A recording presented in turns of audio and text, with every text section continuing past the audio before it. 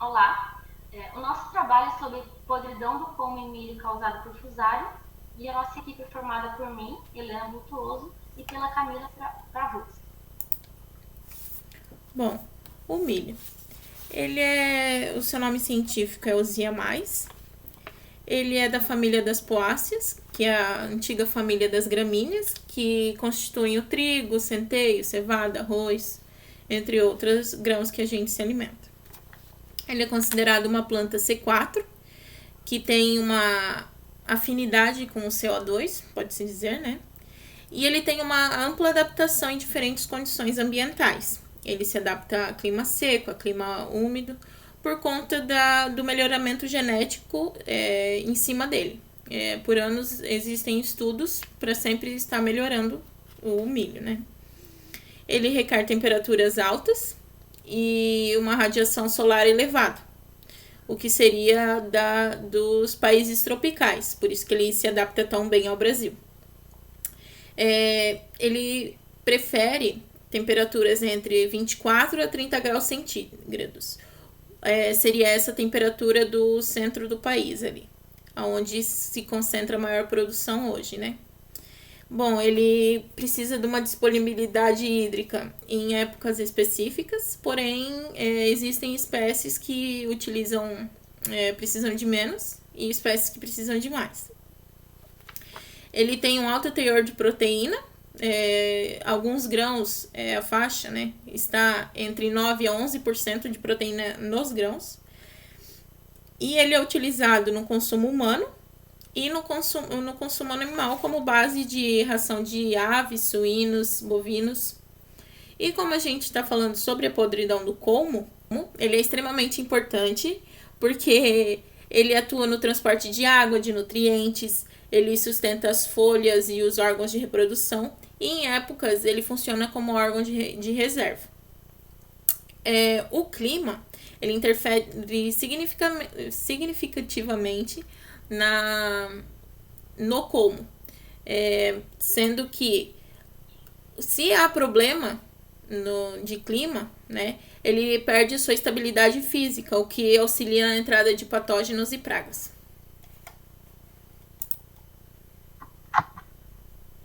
Fusário verticílio. Bom, o gênero Fusário é um grupo de fungos de grande importância mundial.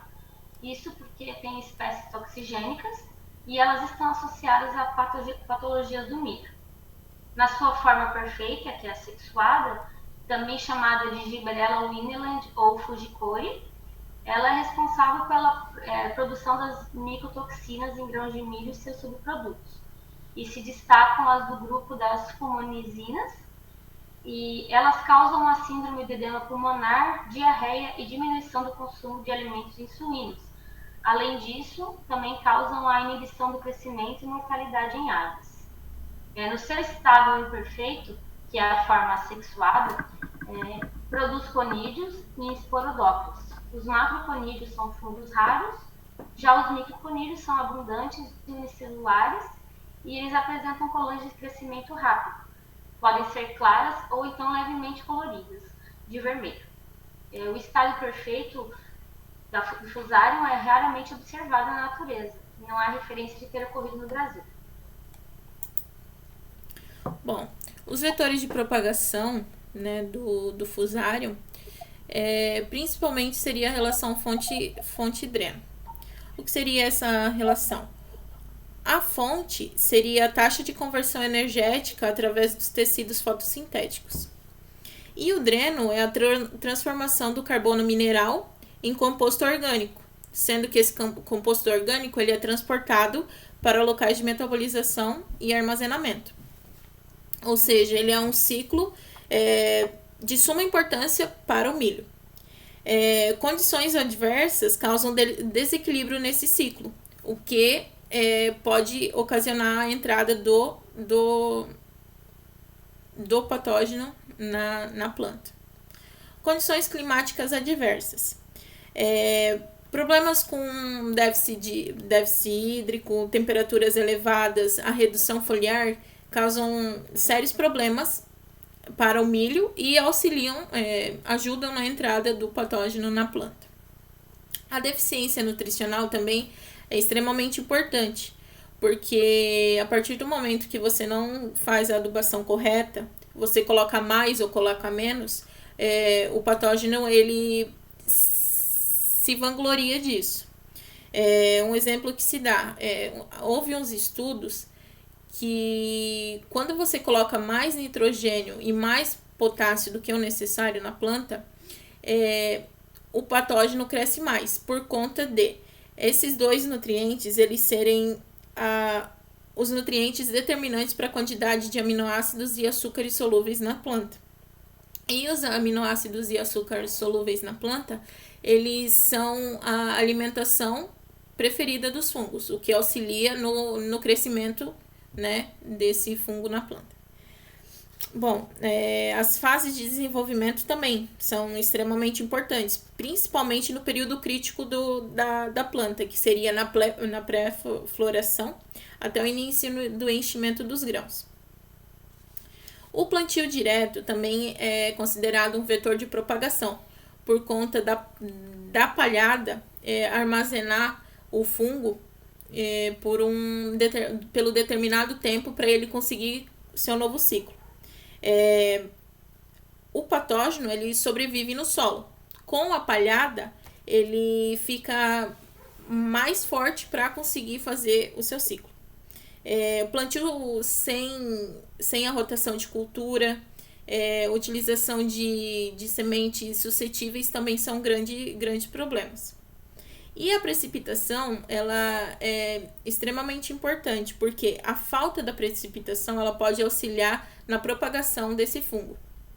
Quanto menos chove, mais seca a terra, o vento consegue carregar mais longe este fungo. E com a seca, a planta também fica mais suscetível. Animais, insetos podem machucar essa planta e podem abrir portas a mais para esse fungo. A sintomatologia na planta. Um dos sintomas da contaminação é o amadurecimento das plantas. Ela necrosa a radícula e isso causa a morte. As podridões do pomo na cultura do milho podem ocorrer antes da fase de enchimento dos grãos, onde vai ocorrer a morte prematura dessas plantas e com efeitos negativos no tamanho e no peso e tamanho dos grãos. Isso é consequência da redução da absorção da água e dos nutrientes. Também pode ocorrer após a maturação fisiológica, onde as perdas da produção se devem ao tombamento das plantas. Isso vai dificultar posteriormente a colheita mecânica e também vai expor as espigas à ação dos roedores e ao apodrecimento pelo contato com o solo. Bom, o ciclo patógeno hospedeiro. Os clamidósporos, eles ficam no solo, aguardando um clima adequado para eles conseguirem fazer o seu ciclo.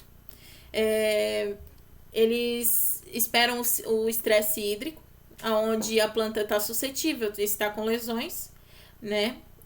Após isso, o vento carrega ou eles entram mesmo pelas raízes.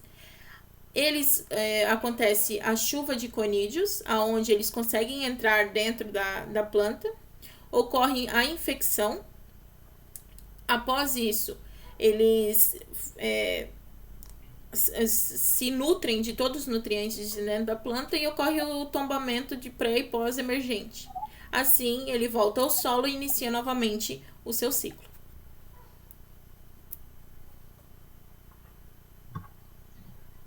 O controle.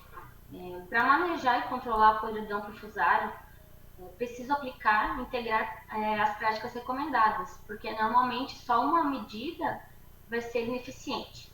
Algumas das medidas recomendadas são fazer rotação de cultura com espécies não hospedeiras do patógeno por no mínimo 2 safras, e são utilizadas plantas das famílias das fabáceas. É necessário também realizar adubação com base na análise do solo e evitar o excesso de adubação nitrogenada. Também recomenda-se usar sementes sadias, porque a taxa de transmissão do fungo das sementes para a planta é de cerca de 35%. Também é preciso evitar semear em solos úmidos, frios e mal drenados, e não ultrapassar 2 centímetros de profundidade. Recomenda-se também utilizar a população de plantas recomendadas pela empresa produtora das sementes, porque as podridões dos pomos podem crescer com o aumento populacional. E isso gera estresse nas plantas e, consequentemente, redução de produtividade. Quando ocorre simultaneamente doenças foliares, desequilíbrios na fertilidade do solo e dias nublados, as podridões dos pomos ficam ainda mais críticas em populações altas. E o monitoramento também é fundamental para realizar a colheita no período certo nas lavouras que apresentam sintomas de doença. A avaliação pode ser feita manualmente, pressionando com os dedos o primeiro e o segundo entre nós acima do solo. Os pomos sadios e firmes vão ser firmes e os apodrecidos do tecido vai ceder facilmente. Isso é devido à desintegração dos tecidos vasculares. E nos campos que tem de 15 a 20% de podridão no pomo, é recomendado fazer a colheita o mais rápido possível. Assim, vai conseguir evitar perdas devido ao acalmamento e quebramento das plantas. Bom, também é recomendado o uso de fungicidas, né, no tratamento das sementes do milho e a campo mesmo. Aqui a gente pode ver alguns exemplos dos ingredientes nativos, que seriam a captana, o carbendazim mais o tirão, a carboxina mais o tirão, o fludioxonil e o fludioxonil mais o metalaxil. Esses são um dos exemplos de pós que são utilizados na semente. Aquele, pode-se dizer, quando a gente compra a semente rosada, ele já vem com todo esse preparo, né? Essas são as nossas referências e muito obrigada pela atenção.